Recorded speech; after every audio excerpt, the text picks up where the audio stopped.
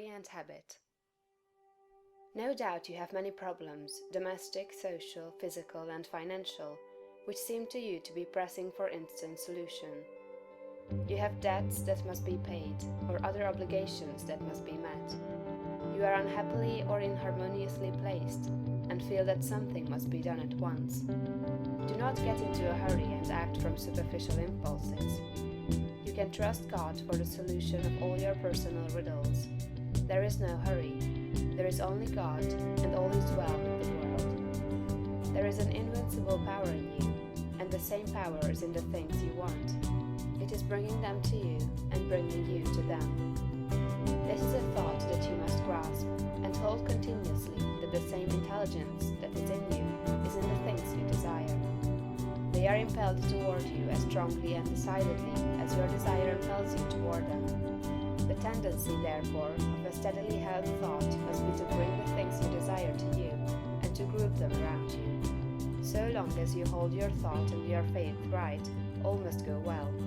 Nothing can be wrong but your own personal attitude, and that will not be wrong if you trust and are not afraid. Hurry is a manifestation of fear. He who fears not has plenty of time. If you act with perfect faith in your own perceptions of truth, you will never be too late or too early, and nothing will go wrong. If things appear to be going wrong, do not get disturbed in mind. It is only an appearance. Nothing can go wrong in this world but yourself, and you can go wrong only by getting into the wrong mental attitude. Whenever you find yourself getting excited, worried, or into the mental attitude of hurry, sit down and think it over, play a game of some kind, or take a vacation. Go on a trip, and all will be right when you return. So surely as you find yourself in the mental attitude of haste, just so surely may you know that you are out of the mental attitude of greatness. Hurry and fear will instantly cut your connection with the universal mind. You will get no power, no wisdom, and no information until you are calm. And to fall into the attitude of hurry will check the action of the principle of power within you. Fear turns strength to weakness. Remember that poise and power are inseparably associated. The calm and balanced mind is the strong and great mind. The hurried and the agitated mind is the weak one. Whenever you fall into the mental state of hurry, you may know that you have lost the right viewpoint. You are beginning to look upon the world, or some part of it, as going wrong. At such times, read chapter 6 of this book. Consider the fact that this work is perfect, now, with all that it contains. Nothing is going wrong. Nothing can be wrong.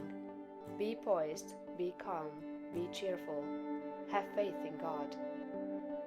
Next, as to habit, it is probable that your greatest difficulty will be to overcome your old habitual ways of thought and to form new habits. The world is ruled by habit. Kings, tyrants, masters, and plutocrats hold their positions solely because the people have come to habitually accept them. Things are as they are only because people have formed a habit of accepting them as they are. When the people change their habitual thought about governmental, social, and industrial institutions, they will change the institutions. Habit rules us all. You have formed, perhaps, the habit of thinking of yourself as a common person, as one of a limited ability, or as being more or less of a failure.